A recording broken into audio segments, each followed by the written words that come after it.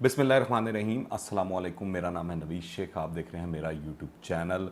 पंजशेर में इस वक्त क्या चल रहा है, वहाँ का कौन नया शेर बन चुका है और तालिबान कौन सी एक नई फतह मज़ीद हासिल करने के करीब पहुँच चुके हैं, आज के इस वीलॉग में बताऊँगा। साथ आपको ये भी बताऊँगा कि जो नया सेटअप बनने जा रहा है अफगानिस्तान के अंदर, उसके अंदर किसको क्या क्या ओहदा मिलेगा और किस वज़ीर, किस मशीर और किस हुकूमती ओहदेदार की क्या तनख्वाह होगी। तालिबान ने नई अफ़गान हुकूमत का जो ऐलान है वो कल मुलतवी कर दिया। पहले कहा जा रहा था कि जुमे के बाद होगा, अब कहा जा रहा है कि आज हो जाएगा या एक आध दिन बाद हो जाएगा। इस वक्त इतलात ये हैं कि काबुल के अंदर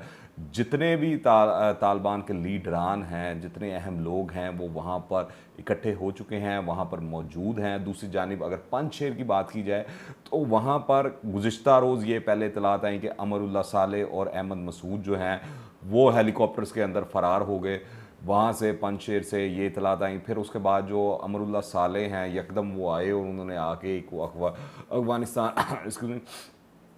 न्यूज़ चैनल है टोलो न्यूज़, उसको आकर उन्होंने एक वीडियो भी पर दिया और उसमें बताया कि वो वहीं पर मौजूद है। फिर एक तस्वीर भी उन्होंने उससे पहले ट्वीट की जिसके अंदर वो लोकल कमांडर के साथ वहाँ पर बैठे हुए खाना खाते हुए दिखाई दिए। अब जो है जो तरदीद आई उसके बाद उनका यह कहना है कि वो वहाँ पर पंजशेर में ही है, पर मुतज़ाद इतलात हैं इस हवाले से। तालिबान जो हैं उनका मौक़िफ़ ये है क्योंकि इलाके में 3-4 रोज़ से इंटरनेट बंद है, तो ये मुमकिन नहीं है कि कि वो वहाँ से इस हवाले से कोई बीपर दे सकें या वीडियो टॉक कर सकें। तो वो उनका कहना ये है और उनका एम्फेसिस ये है कि वो वहाँ से किसी और मुल्क फ़रार होकर वहाँ से वो कर रहे हैं। दूसरा, बागियों ने तालिबान को तस्लीम होने का पहले ये इतलात आई कल शाम के वक्त के ऐलान कर दिया है, लेकिन बाद में ये पता लगा कि वो वादे से मुकर गए हैं और फिर उसके बाद एक तबाहकुन तालिबान के जानिब से हमला किया गया और वो बड़ी तेज़ी से आगे बढ़ते दिखाई दिए। तालिबान ने जो मुज़ामती इत्तेहाद के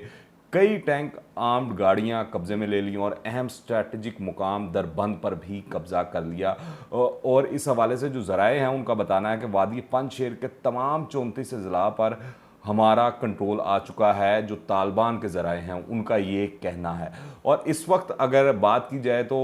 जो पंजशेर हैं वहाँ पर लड़ाई मुकम्मल तौर पर ख़त्म नहीं हुई, लड़ाई वहाँ पर जारी है। तालिबान ने मुज़ामत कुचलने के लिए जंगजुओं के जो अपने हैं वो ताज़ा दम दस्ते भी बुलाए हैं, काफ़िले आए हैं, वो हमने देखा गाड़ियों के अंदर। और इस हवाले से अमरुल्लाह साले ने जो अपना इंटरव्यू दिया उसके अंदर उन्होंने अमेरिका से मदद की अपील की, पर अमेरिका का इस हवाले से वाज़ह तौर पर बयान आ गया कि वो अफगानिस्तान के जो मामलात हैं उसमें अमल दखल नहीं किया करेगा। और दूसरा, फिर आखिरी जो इतलात हैं वो तब तक जो पंजशेर की हालात हैं वो ये हैं कि तालिबान गवर्नर ऑफिस की जानिब जो है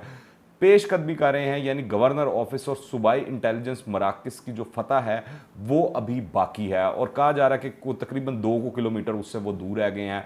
देखा जाए तो तालिबान के हाथ जो हैं वो पंजशेर की गिरेबान तक पहुंच चुके हैं, गर्दन तक पहुंच चुके हैं, बाकी जितना धड़ है वो उन्होंने उस पर कब्ज़ा हासिल कर लिया है। अब इस हवाले से हामिद करज़ई हों या रूसी वज़ीर ख़ारजा सरगई लारोफ, उनका ये कहना है कि पंजशेर के ताजिक ग्रुपों और तालिबान के दरमियान मुज़ाकरात जो हैं ख़त्म हुए हैं, लेकिन मसले का पुरअमन हल के मौक़े अब भी मौजूद हैं। हालिया हालात जो हैं मुज़ाकरात से तब्दील हो सकते हैं, तो वो इस बारे में ज़ोर दे रहे हैं। और अच्छी चीज़ है कि मुज़ाकरात होने चाहिए और जो चीज़ मामलात अमन से और आसानी से हो जाएँ तो वो ज़्यादा बेहतर दिखाई दे रहे हैं। मगर यहाँ पर जो अमरुल्लाह साले हैं उनका किरदार इस तरह का दिखाई देता है कि वो चाहते हैं कि हम तो डूबे हैं सनम, तुम्हें भी ले डूबेंगे। वो वाला जो मामला है वो चाहते हैं कि हर हाल में कत्लो गारत हो और जो मामला है ख़राब हो, मामलात इस हवाले से ख़राब हों और वो अपनी पिटी पॉलिटिक्स के लिए, या उनको पता नहीं है भारत की शय है, क्योंकि भारतीय मीडिया इस तमाम मामले को बहुत उठा रहा है और इस हवाले से बड़े ही सख्त बयानात वो चाहे सुहेल शाहीन हो या ज़बीउल्लाह मुजाहिद हों या दीगर तालिबान के लीडरान हों, गुज़िश्ता 2-3 दिन में आ चुके हैं कि भारतीय मीडिया को ये बेबुनियाद और झूठा प्रोपेगेंडा बंद करना होगा और बंद कर देना चाहिए। मगर भारतीय मीडिया इसी मामले पर लगाया हुआ है। तालिबान की करैक्टर असैसिनेशन हो या पंजशेर के अंदर जो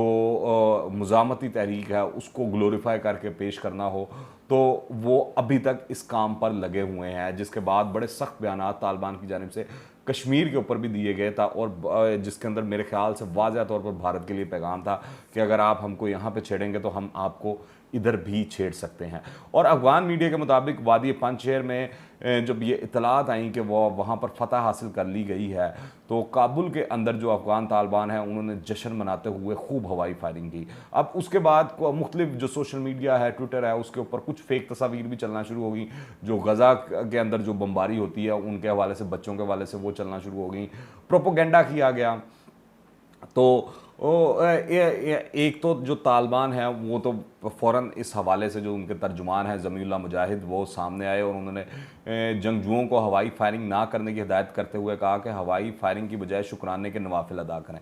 फिर जो चीफ कमांडर हैं तालिबान के, जो ये सारी मुसल्लह जद्दोजहद और इन मामलात को देखते हैं, मुल्ला उमर के बेटे मुल्ला याकूब, उन्होंने ऑडियो, ये जो फायरिंग करने वाले लोग हैं इनके लिए एक ऑडियो पैगाम जारी किया कि हवाई फायरिंग बैतुल माल से ख़यानत है, आइंदा जो कोई भी हवाई फायरिंग करेगा इसको सज़ा देकर इसका असला जब्त और इसको पकड़कर जेल में डाला जाएगा। और अब आज सुबह आप देखेंगे उन्होंने एक बयान दिया, खाली एक मैसेज आया, और आज सुबह की इतलात ये हैं कि लोगर के मुकाम पर कल रात हवाई फायरिंग करने वाले जो 50 तालिबान हैं उनको गिरफ्तार कर लिया गया है। वो इस वक्त पुलिस हेडक्वार्टर की कैद में है और उनकी बंदूकें जो हैं जब्त कर ली गई हैं। और तालिबान ने अफगानिस्तान में, पूरे अफगानिस्तान में हवाई फायरिंग पर जो है गैर मुइन्ना मुद्दत के लिए पाबंदी लगा दी है। ये वैसे भी पठानों का कल्चर है कि वो जब भी वो खुश होते हैं या जीत मनाते हैं या किसी को वेलकम करते हैं तो हवाई फायरिंग करते हैं। इस हवाले से तालिबान ने बड़ा ही स्ट्रिक्ट लगाया कि ये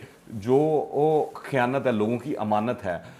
तो ये आप इस तरह नहीं ज़ाया कर सकते। तो बड़ा वाज़ेह उनका नज़र आ रहा है कि सेटअप और जो अमलदारी होगी, चीज़ें होंगी, और एहतसाब और इंसाफ, ये दो चीज़ें अभी तक दिखाई दे रही हैं तालिबान के। ये जो गुज़िश्ता 10-15 दिन गुजरे हैं इसके अंदर पूरे निज़ाम हुकूमत के अंदर, और आने वाले दिनों में भी यही दिखाई दे रहा है कि उनका पूरा निज़ाम हुकूमत जो चलेगा वो दो चीज़ों पे चलेगा, एक एहतसाब और दूसरा इंसाफ।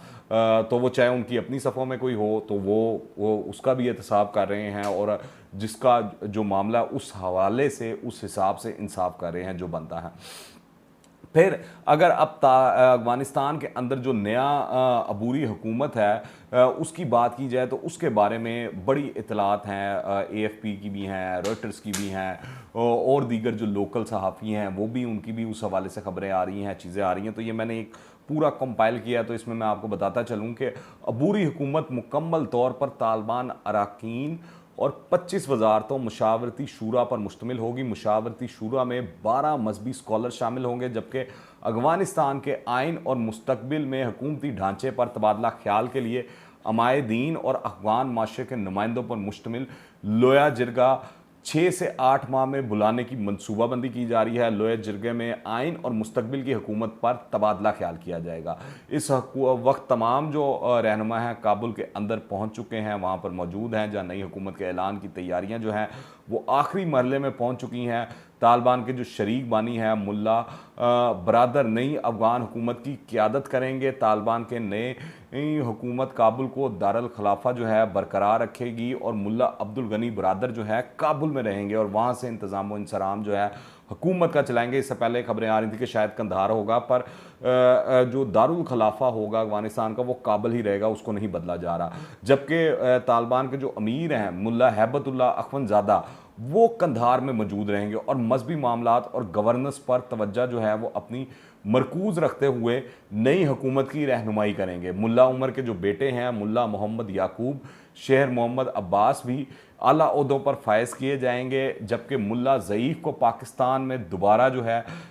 सफ़ीर नामज़द किया जा सकता है। ये वही मुल्ला ज़ईफ़ हैं जिनको पाकिस्तान ने पकड़कर, जब 9/11 का वाक़या हुआ और उसके बाद सारा कुछ हुआ तो मुशर्रफ दौरे हुकूमत में पकड़कर अमेरिका के हवाले किया गया था, जिसके बाद इनको गुआंतानामो बे जेल में मुंतकिल कर दिया गया था। अब ये दोबारा इतलात हैं कि ये जो है पाकिस्तान के अंदर सफ़ीर जो हैं तैनात किए जाएंगे। जो तालिबान के तर्जुमान हैं इस वक्त ज़बीउल्लाह मुजाहिद, सुहेल शाहीन, सराजुद्दीन हक्कानी, उनके बारे में भी इतलात हैं कि काबीना में उनको शामिल किए जाने का इम्कान है। इसके अलावा तालिबान की हुकूमत में अब्दुल्ला हामिद करज़ई और गुलबदीन हिकमत यार समेत दीगर जो अहम अफगान रहनुमा हैं उनको भी शामिल किया जा सकता है, अहम ओहदों पर रखा जा सकता है। पर इन तमाम ओहदों के बावजूद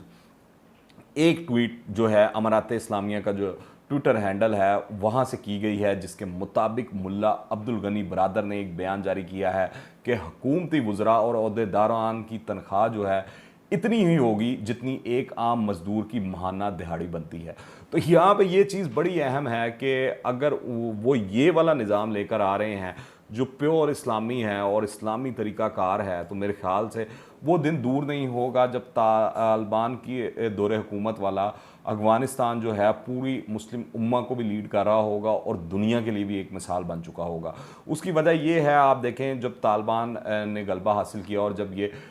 काबुल की तरफ रवाना हो रहे थे एक दो रोज़ पहले, तो ये मुल्ला उमर के घर गए और जो उनके घर का नक्शा दिखाया गया और जैसे मिट्टी की दीवारें थी और बिल्कुल एक दो कमरे थे, तो वो अगर वो आप देखें तो वो सादगी और वो सारी चीज़ें जो हैं वो वाज़िया और साफ दिखाई देती हैं। और दिखाई दे रहा है, जिस तरह कि मैंने ऊपर बात की आपसे, कि दो चीज़ें जो हैं तालिबान का पूरा जो ये सिस्टम जो अभी तक समझ आ रहा है वो ये है, ये दो चीज़ों के ऊपर चलेगा, एक इंसाफ और दूसरा एहतसाब। और ये दो चीज़ें ही किसी भी हुकूमत की कामयाबी के लिए सबसे अहम चीज़ होती हैं। और एक इस तरह हवाले से अगर आप देखें कि अवाम दोस्त हुकूमत उनकी इस तरह होगी कि उनके जो बिल बोर्ड्स हैं, जो प्रमोशन वो कर रहे हैं, उसमें वो वाज़िया तौर पर लिख कर लगा रहे हैं कि हम आवाम से कमाने के लिए नहीं आए, हमारी हुकूमत का मकसद ये नहीं कि आवाम से पैसे कमाए जाएँ, टैक्स इकट्ठे किए जाएँ, हमारा मकसद ये है कि आवाम की खिदमत की जाए, आवाम को सहूलतें मुहैया की जाए, उनकी ज़िंदगी को आसान किया जाए। तो बड़ी अच्छी चीज़ है। हम उम्मीद करते हैं कि अभी तक जो वो बातें कर रहे हैं उन पर अमल दरामद भी इसी तरह करेंगे जिस तरह वो बातें कर रहे हैं। अभी तक उन्होंने अपने किरदार और जो गुफ्तार है दोनों से इस वक्त तो उन्होंने चीज़ें सही साबित की हैं कि वो सही डगर पे चल रहे हैं। आखिर में बस मैं इतना कहूँगा कि जब आपकी नीयत ठीक हो तो सब कुछ अच्छा होता है। उसकी मिसाल मैं कुछ आपको इस तरह देता हूँ कि अमेरिका के जो सबसे बड़े इत्तेहादी है बरतानिया,